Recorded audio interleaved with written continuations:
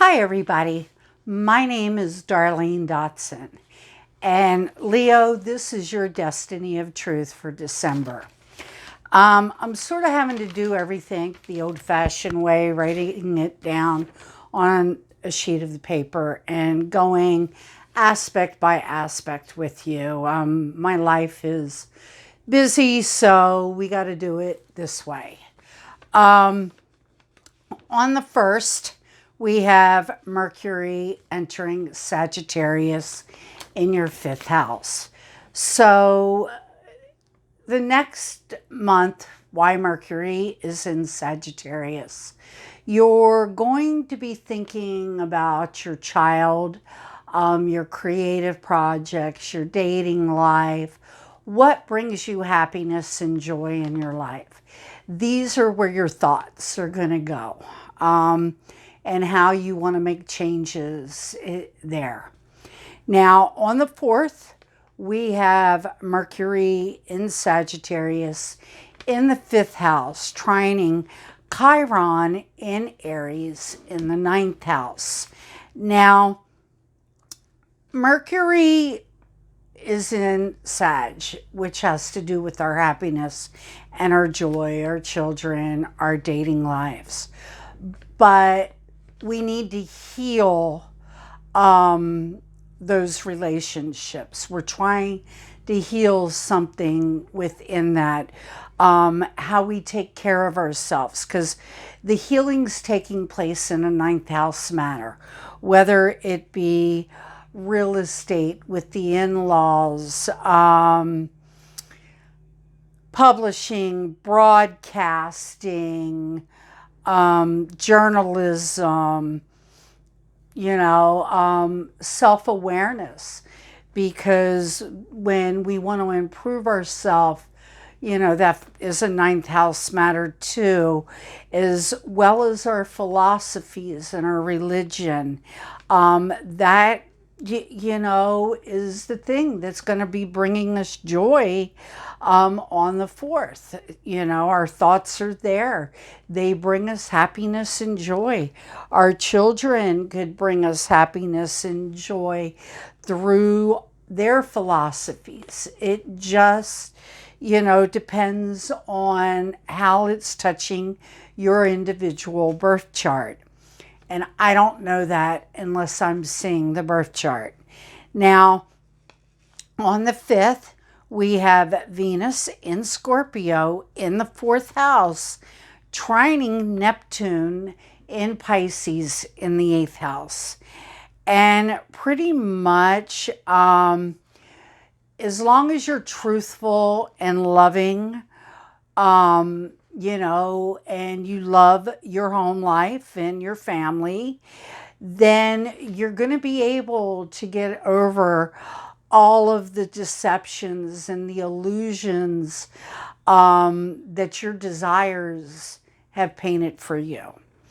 Because your desires, have led to much chaos for you. But on this day, on the 5th, with it being in the 8th house, you're going to be getting over those illusions and looking at your other people's money in order to bring more stability to your home. Then on the 9th, we have the Sun in Sagittarius in the 5th house, squaring Neptune in Pisces in the 8th house. And we want to get a move on with our happiness, our joy, our creative projects. But our finances are holding us up. It's, this great big deception or illusion that's going on with other people and their money is not helping our plans on where we want to go. Now, on the 10th, we have Venus in Scorpio in the 4th house. Again, this is a sextile, and it's sextiling Pluto in Capricorn in the 6th house. Now, when we have a sextile, you have to work to make it happen. It's not going to happen on its own. If you do nothing about this energy, then nothing will happen. But if you take the initiative to work with the energy, then you can move your life forward. And here, again, Venus can rule money, or it can rule love. And it's in Scorpio. So there's something you're feeling very passionate about in your home, or with your family. And the only way that you're going to transform that situation and change that situation is by looking at your health or your work life. One of those two areas have to change in order for the situation in your home and with your family to change. Now, on the 10th, we have the sun in the sun in Sagittarius in the 5th house, trining Mars in Aries in the 9th house. And here we pretty much have, you're passionate and you're moving forward. You want to expand your happiness and with your children and your creative endeavors or your dating life. And it says here, in order to do that, you're going to have to take action in your 9th house matters. Again, that could be religion, philosophies, the government. It could also be legal battles. It could also mean journalism, publishing, broadcasting with the in-laws, your philosophies. The 9th house covers a lot, but it also covers improving your own, self. And in order to improve yourself, you're going to want to improve one of these areas in life. And again, the 9th house can also cover real estate. Now, on the 13th, we have Mercury in Sagittarius in the 5th house, squaring Neptune in Pisces in the 8th house. And that means that, again, you are thinking about your children or your dating life, your creative projects, something that brings you happiness and joy. And you're using your higher mind in order to, bring this into being. And again, it's trining, it's squaring Neptune, which pretty much is in your 8th house.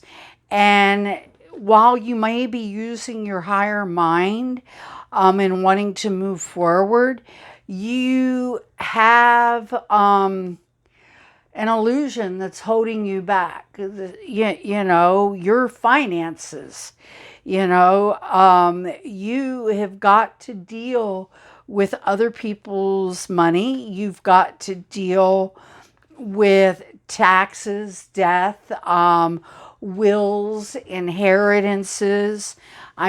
These are things that you're going to have to overcome in order to bring that happiness back into that situation. And then on the 14th, we have the solar eclipse in Sagittarius. And for you, that's your 5th house. Now, this promises of a new beginning. And it generally, when an eclipse hits, it comes a month before, a month after, or the day of, plus or minus 5 days each way. And it's for you, again, a new beginning with your children, a new beginning with happiness, your desires. You could travel more. You could, Your philosophies can change. Your publishing, broadcasting, journalism, all these, areas. Oh, I'm looking at the wrong thing. Fifth house, your relationship with your children, your happiness and what brings you joy, whether that be your dating life or, again, your children or your creative pursuits. These are things that are going to change and start to bring you happiness. And with it being in Sagittarius, it's going to be something that has to do with philosophies, religion, real estate, government, trying to think, broadcasting, publishing. There are various ways that it's going to happen. Now, on the 14th, we have Mercury in Sagittarius in the 5th house, trining Mars in Aries in the 9th house. And you yourself are going to be putting actions into these 9th house matters with your children, okay? And you can't get lazy about it and think it's just going to happen. You're going to have to take action. And these, whether it be your children, your creative projects, or your hopes and wishes, dating life, it comes from publishing, broadcasting, again, religion, philosophies, the government, the in-laws, real estate. These are all things that you're going to be putting your energy in to with your children. Then Venus on the 15th will enter Sagittarius in your 5th house. And you're going to be showing your children or your dating life, those that you date, or your creative projects. You're going to be putting a lot more love into them and seeing those things that you love a lot more clearer. Then on the 16th, we have Saturn in Aquarius. Okay, finally entering Aquarius. And for you, it enters your 7th house. And you have definitely been feeling restricted in 7th house matters. You want things to change here. You want things to be more open. But they've been very stagnant for you. Well, it now enters this, and where Saturn enters, he restricts. So he's restricting that change right now with your partnership. And in the 19th, Jupiter will enter Aquarius in your 7th house. And he is going to expand those issues in the partnership to where you feel restricted, to where you can't move. Then on the 19th, okay, also we have the Sun in Sagittarius in the 5th house, conjunct Mercury in Sagittarius in the 5th house. And they are both, together, your head and mind, the actions you're taking, what your ego wants and what your mind is thinking, is on the same page. As far as your creative projects, as far as your dating life, as far as, what brings you happiness, whether that be your children. You want to be happy, and you're going to do what it takes to make yourself happy. Then on the 20th, we've got Mercury entering Capricorn. And pretty much this is the 6th house for you. So your thoughts are going to be on your health, and they're also going to be on your work life. And you're, really thinking about these things. Then on the 21st, we have the sun entering Capricorn in the 6th house. So where you've been thinking about these things, you're going to start taking action in these 6th house matters, whether that be your health or your working life. You're going to start moving forward there.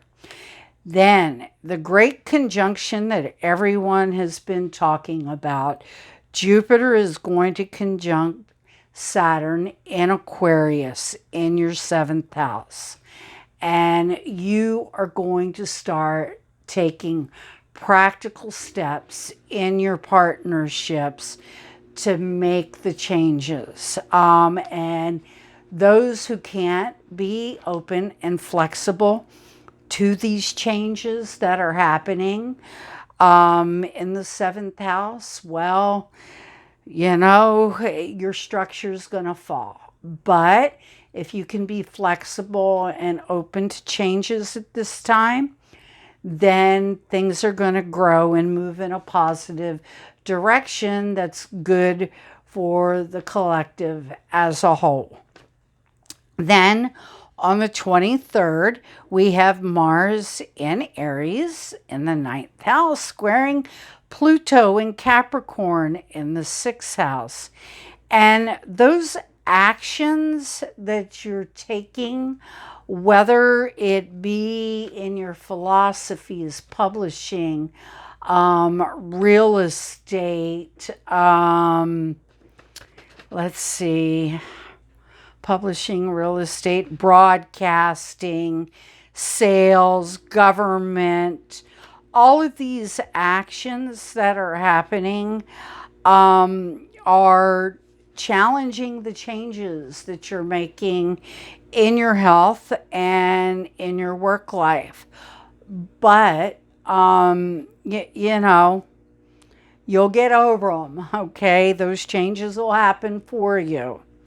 Then on the 24th, we have Mercury in Capricorn in the 6th house, trining Uranus in Taurus in your 10th house. Uranus likes change. Taurus likes stability. So you're looking at how you can change things to be more stable as far as your stability and to allow you to have your power back.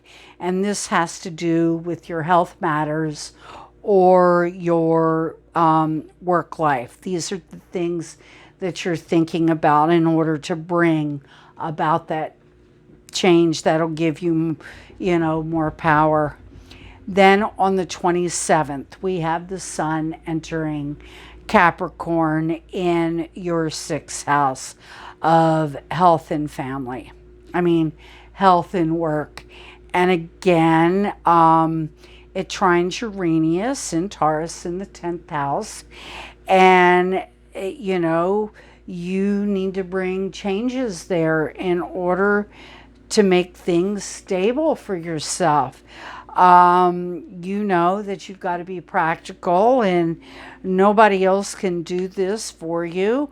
And, those changes have got to come in your work life and with your health. Then on the 29th, we have a full moon in Cancer. And for you, Leo, that's your 12th house. It's emotional.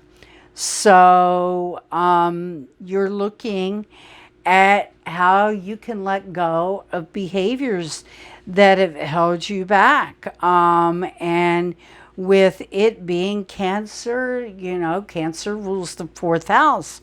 And this has to do with your home. You're letting go of behaviors that are holding you back from having those, the home that you want. These are just behaviors that have outworn their usefulness. Then on the 30th, we have got Venus in Sagittarius in the 5th house, trine Neptune in Pisces in the 8th house. And here you're pretty much looking at how, you're looking at your children and how much you love them and you're looking at, your creative projects, and trying to think, your dating life, and, with Neptune being in the 8th house, you're looking at the deceptions that have went on in these relationships with your children, with your dating life, with your creative projects that have held you back, whether that be with it being 8th house, it could be death that has held you back. It could be a transformation that has been holding you back from doing it. It could be drugs. It could be, illusions of philosophies of grandeur, but you'll get over those challenges, and you'll make it work. Now, I generally don't just talk about a moon, but for the 31st, I do want to talk about the moon because, well, it's not a full moon. It's not a new moon. It's just the moon in Leo. And, of course, it's the 31st, New Year's Eve. So, you're going to be spending it by yourself. You're going to be looking at how you can change things for yourself to make your life better. And Leo, that is pretty much your astrological forecast for the month of December. Now, I am using the goddess cards, okay? And for the month of December for you. Now for the month of December. Leo, tell me for the month of December.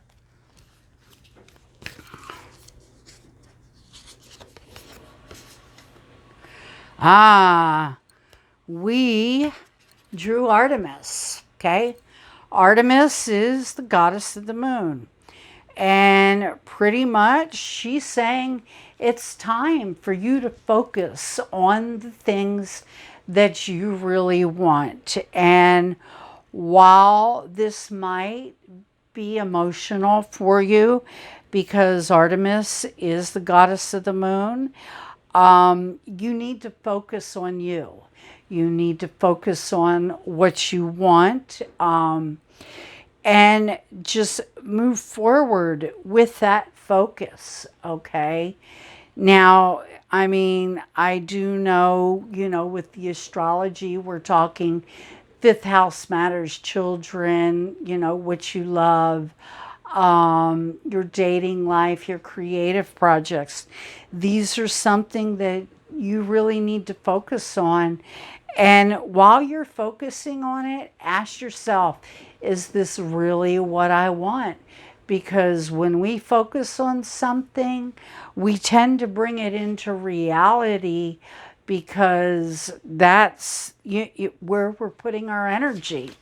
So make sure that whatever you're focusing on this month is what you really want in your life, and to make sure that that focus is warranted and you're not just spinning your wheels. So anyway, I want all my Leos to have a great December, and may everything leave your life that is not meant to be there and that holds you back, so that 2021 may be the year that brings you to all your hopes and desires.